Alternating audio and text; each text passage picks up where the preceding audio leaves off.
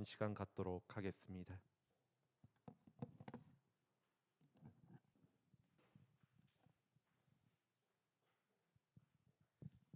네, 안녕하세요. 오늘은 이승우의 소설 강탕이라는 작품을 같이 한번 나누도록 하겠습니다. 작가의 사진이네요. 이승우 작가는 1959년 전남 장흥 출생입니다. 장흥에는 우리 소설에도 유명한 이청준, 또 한승원 이런 유명한 작가들을 배출한 그런 고장이기도 하죠.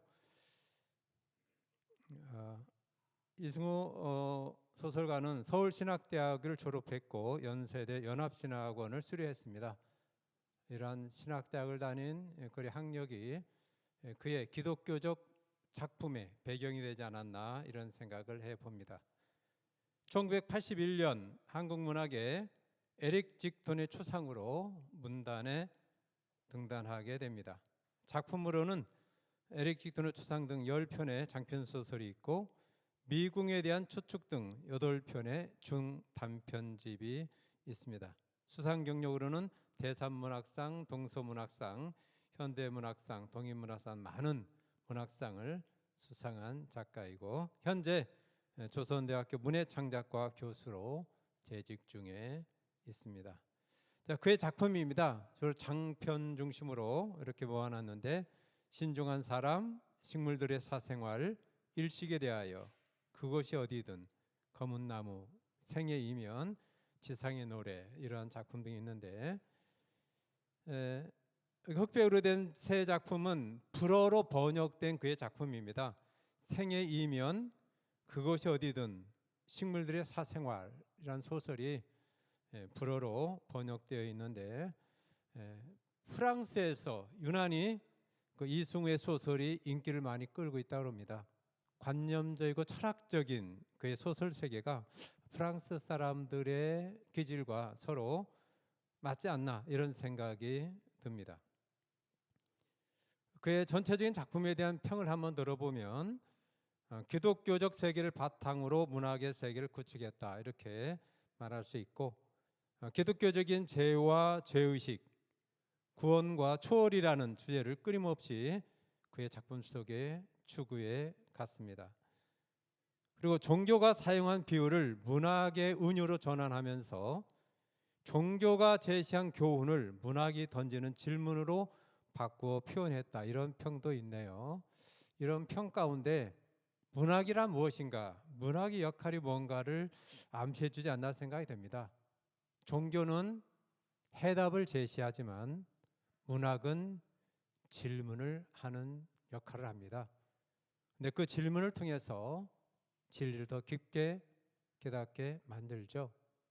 성경에 보면 예수님이 끝없이 제자들에게, 당시 사람들에게 끝없이 질문을 던진 것을 생각해 봅니다.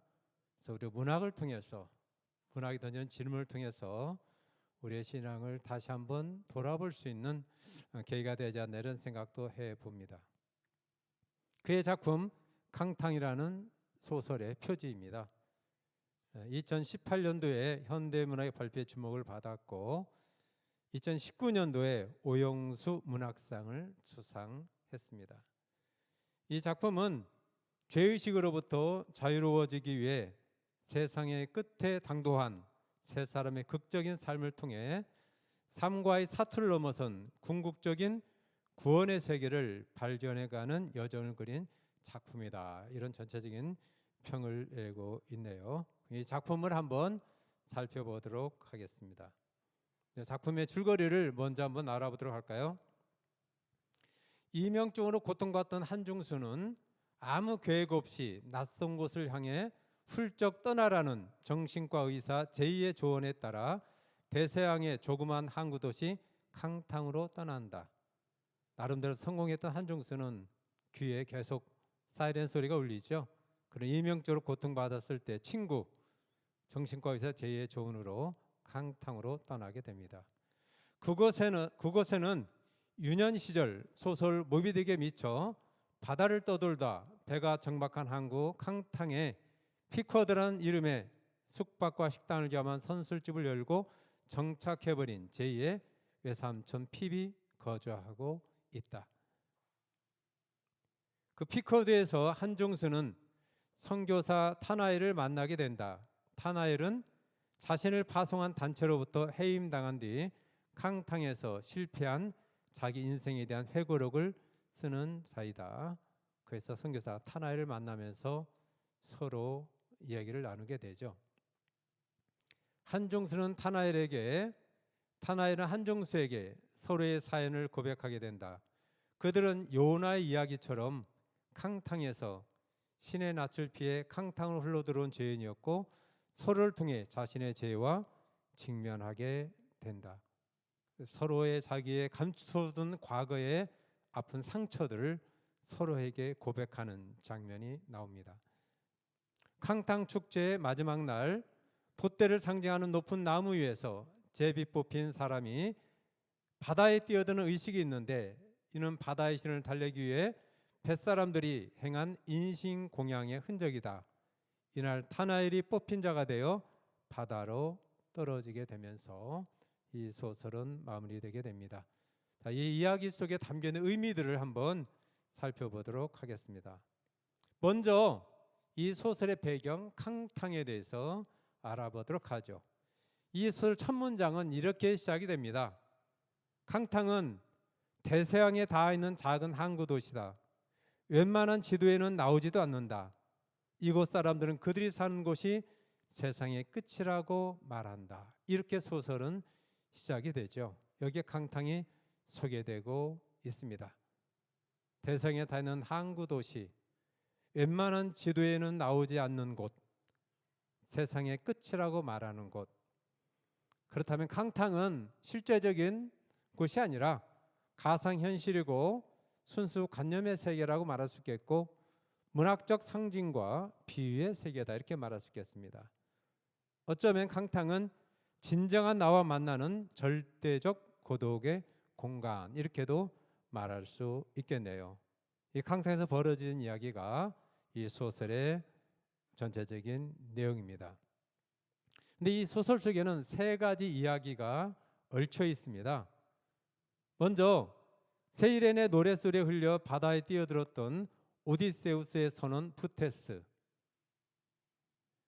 고대 서사시 오디세우스가 귀향할 때 이런 세이렌의 노래에 흘려 많은 사람들이 바다에 빠져 죽게 되는데 오디세우스는 자기 몸을 돛대에 묶어서 바다에 빠지지 않죠. 그런데 그의 선원 가운데 하나는 부테스는 세이렌의 노래에 흘려 바다에 뛰어들게 되죠. 이런 오디세우스의 이야기가 이 소설 속에 스며 있습니다. 또 전설의 향유 고래, 거대한 고래였죠.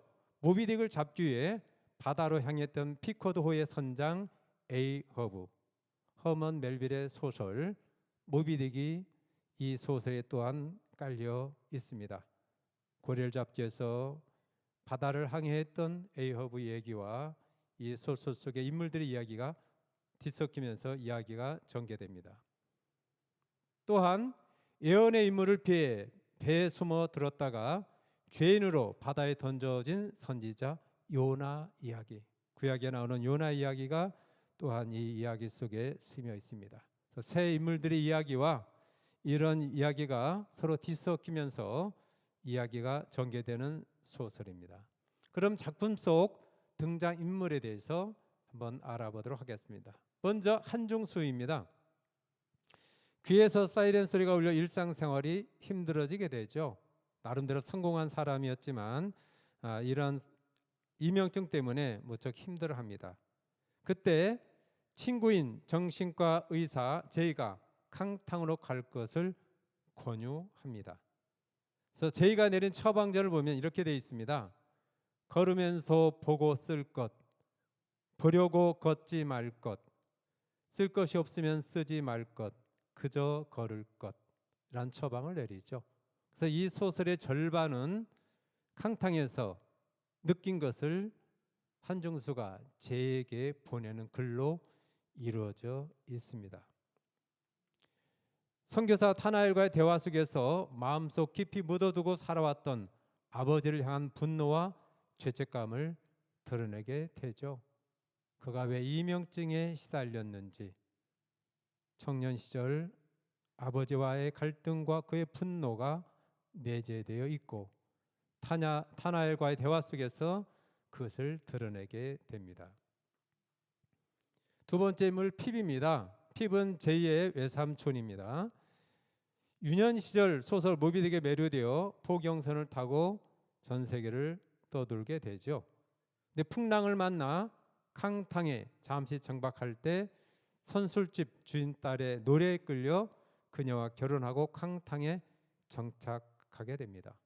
오디세우에서 선원 푸테스가 세이렌의 노래에 끌려 바다에 빠져든 것처럼 이 핍도 이 주인집 딸의 노래에 끌려서 캉탕에 정착하게 되죠. 이름을 핍으로 바꾸고 피쿼드라는 선술집을 열고 새로운 삶을 꾸려나가게 됩니다.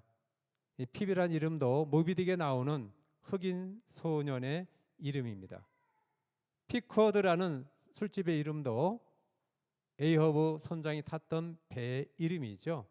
이런 식으로 이 소설은 모비딕이라는 소설에 여러 가지 이야기들이 인물과 연결되어 나타나게 됩니다. 그 아내가 병으로 죽은 뒤에 우울하고 폐쇄적인 삶을 살아가게 됩니다. 세 번째 타나엘입니다. 피쿼드에서 지내고 있는 선교사로서 자신을 파송한 단체로부터 해임당한 뒤 캉탕에서 실패한 자기 인생에 대한 회고록을 쓰고 있던 단계에 한중수를 만나게 된 거죠. 회고록을 쓰는데 실패한 타나엘은 한중수에게 자신의 과거를 고백하게 됩니다. 회고록을 쓴다는 것은 자기의 진실을 드러내야 되는데 타나엘은 그 진실을 드러내기가 두려웠던 것이죠. 그래서 글을 쓰지 못하고 있는데 한중수를 만나면서 그 사실을 고백하게 됩니다. 그 고백의 내용이 이렇죠. 사랑하는 사람과 이별 후에 심한 우울증에 시달리던 중 우연히 참석한 종교 집회에서 세상의 종말에 대한 메시지를 듣게 되고 그것에 반응하여 선교사로 지원하게 됩니다. 그가 선교사로 결심하는 그날 마리라는 여자는 감쪽같이 마을에서 사라졌고 우연치 않게 시신으로 발견되었는데 그가 용의선상에 오르게 되죠. 한참 뒤에 선교사로 활동하는 한참 뒤에 선교 본부에서 연락이 온 겁니다. 타나엘이 선교사로 지원하는 날 그의 연인이었던 마리라는 여자가 죽게 되고 시신으로 나중에 발견되죠. 그래서 선교 본부에서는 그때 일을 자세하게 소명하라고 하다를 하죠. 타나엘이 썼던 회고록은 그 소명입니다. 그런데 그날의 일에 대해서 진실을 말하기가 두려웠던 거죠. 그래서 타나엘은 회고록을 쓰지 못하고 두려움 가운데 있었는데 한중수를 만나면서 그의 과거를 고백하게 됩니다. 결국 캉탕의 소설은 캉탕에 들어온 세 남자의 이야기죠. 아버지를 향한 분노와 죄책감을 마음속 깊이 묻어두고 살아 귀에 사이렌 소리를 달고 살았던 한중수. 소설 속에 보면 한중수가 대학 시절에 아버지는 노름꾼에다가 술주정꾼이었는데 아르바이트를 해서 모은 등록금을 아버지가 가져가서 노름으로 탕진하죠. 그때 아버지에게 저주를 붙죠. 차라리 죽어버리라고. 그때 술에 취한 아버지가 칼을 들고 달려들다가 문턱에 걸려 넘어지면서 칼에 찔려 죽게 되는데 그때 그 아버지의 죽음을 방치하죠. 아무에게도 말하지 않았던 그 과거의 상처와 아픔이 한중수에 있던 것이고 그런 성공했지만 강연장에서 강연할 때마다 사이렌 소리 때문에 힘들어하죠. 이런 과거를 갖고 있는 사람이 한중수입니다. 또 젊은 시절 모비딕에 매료되어 포경선을 타다 선술집 주인 딸의 노래 매혹되어 정착했으나 아내가 죽은 뒤에 힘 좋은 삶을 살아가는 핍. 아내는 죽었지만 핍은 아내의 죽음을 인정하지 않고 계속 살아있는 것처럼 행동하죠. 과거를 벗어나지 못했던 겁니다. 또 젊은 시절 연인을 죽음에 이르게 했고 세상에 정말 원했던 선교사 타나엘, 역시 그 아픈 상처와 과거를 갖고 있었던 것이죠. 그들은 과거로부터 숨고 싶어 캉탕으로 들어오게 된 겁니다. 소설 속 문장이 이런 문장이 있습니다. 그가 떠나고 싶은 것은 단 하나, 과거이다. 한중수를 묘사하면서 나온 문장인데, 이 세 사람 모두 다 과거로부터 떠나고 싶어 했지만 떠나지 못했던 것이죠. 자, 그런 의미에서 캉탕은 신의 낯을 피해 바다로 향했던 죄인들의 이야기고, 또 세상의 끝에서 구원을 외치는 세 남자의 이야기고, 자신의 과거를 향해, 죄의 근원을 향해 무한히 다가가는 이야기다, 이렇게 말할 수 있겠습니다. 이 소설 전체가 33장으로 되어 있는데, 홀수장은 한중수의 행적을 보여주는 소설 형식으로 되어 있고, 짝수장은 한중수가 친구 제에게 보내는 글 형식으로 이루어져 있습니다. 소설 속에 이런 표현이 나옵니다. 그의 글은 일기와도 같고 기도와도 같았다. 자발성과 자구적 성격에 있어 일기와 기도는 같다. 일기는 자기를 향해 쓴 기도이고 기도는 신을 향해 쓴 일기이다. 그 짝수장에 한중수가 제에게 보낸 글은 어떻게 보면 기도이고 일기이기도 한 것이죠. 그래서 그들은 들어줄 누군가가 있기에 자신의 이야기를 할 수 있었다.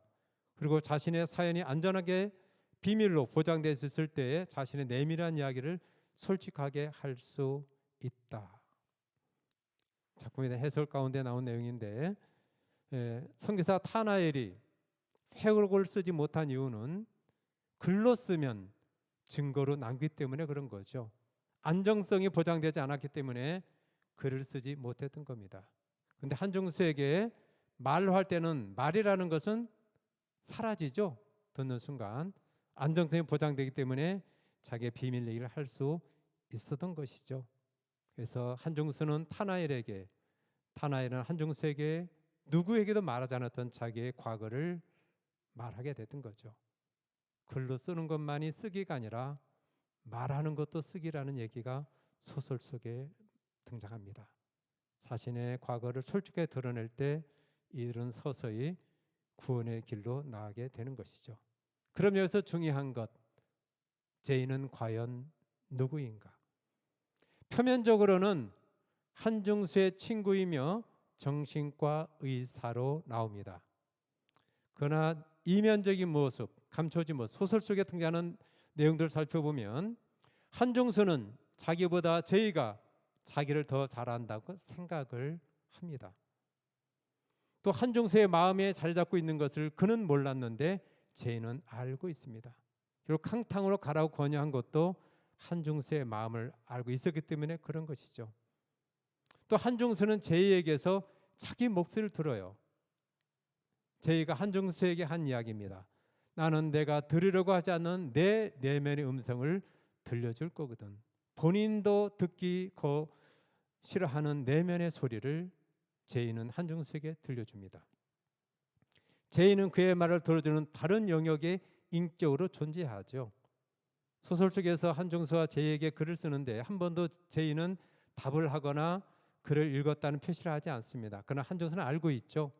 제이가 자기 글을 읽고 있다는 것을 알고 있습니다. 그런 의미에서 제이는 한중수의 또 다른 인격이라고도 말할 수 있겠죠. 한중수를 한중수가 잘 알며 그의 내면의 목소리로 말하는 자, 한중수의 말을 들어주는 다른 영역의 인격인 제이는 누구인가?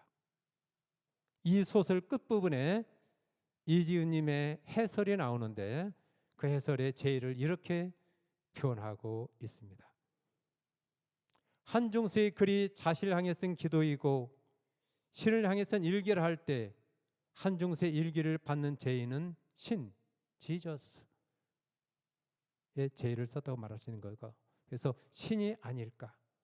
따라서 짝수의 장은 자신의 죄를 대면하기 위해 무한히 걸어가는 인간의 이야기이며 모든 것을 알고 있는 신에게 보내는 기도다. 이런 해설을 적어놨네요.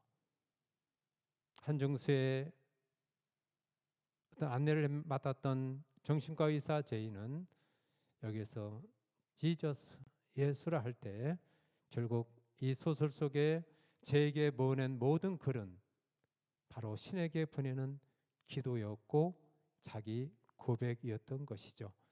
자, 이제 마지막으로 떠날 준비를 하는 한중수에게 제이가 보낸 문자가 소설에 등장합니다.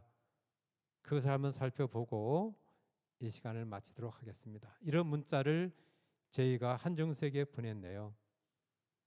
되도록 멀리, 그래야 있었던 것을 제대로 볼 수 있으니까. 되도록 낯설게, 그래야 낯익은 것들의 굴레에서 자유로워질 수 있으니까. 되도록 깊이, 그래야 다른 나와 만날 수 있으니까. 이 제이의 문자를, 제이를 우리가 지저스, 예수님이라 할 때 예수님이 오늘 우리들에게 보내는 문자가 아닌가.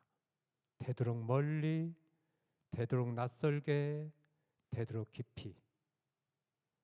이제 2021년 새해가 시작됐는데 희망찬 새해라기보다는 우울한 새해죠. 어디에서도 희망을 볼 수 없는 절망이 깔려 있습니다. 사람들의 만남이 제한되고 또 모든 모임이 제한되는, 여행이 자유롭지 못한 이런 새해. 어쩌면 하나님은 우리에게 이런 코로나 사태가 오히려 일상에 젖어서 평범한 삶에 젖어 있는 우리들에게 또 다른 깊은 내면의 세계를 들여보라는 일종의 사인이 아닌가. 되도록 멀리, 그래야 있던 것을 제대로 볼 수 있으니까. 되도록 낯설게, 우리가 익숙하게 살던 일상을 벗어나서 낯설게 볼 때 진정한 자유를 누릴 수 있으니까. 되도록 깊이, 그래야 다른 나와, 진정한 나와 만날 수 있으니까. 새해 첫 수요 모임에 강타는 소설을 소개하는 것도 이러한 의미, 강탕이라는 지역적 공간이 아니라 우리 속에 깊은 내면의 세계에 들어가서 일상에 젖어 있던, 또 사람들의 인정을 받고 됐던 것 속에서는 발견하지 못했던 진정한 나를 새롭게 발견함으로 다시 한번 소명을 깨닫는, 하나님의 사명을 벗어나 하나님한테 피해 나갔던 요나가 세상 끝 물고기 뱃속에서 하나님을 만났듯이 우리가 우리 내면 깊은 곳에서 우리에게 다가오신 하나님을 만남으로 말미암아 다시 한번 사명을 회복하고 새롭게 시작하는 한 해가 되기를 바라겠습니다. 감사합니다.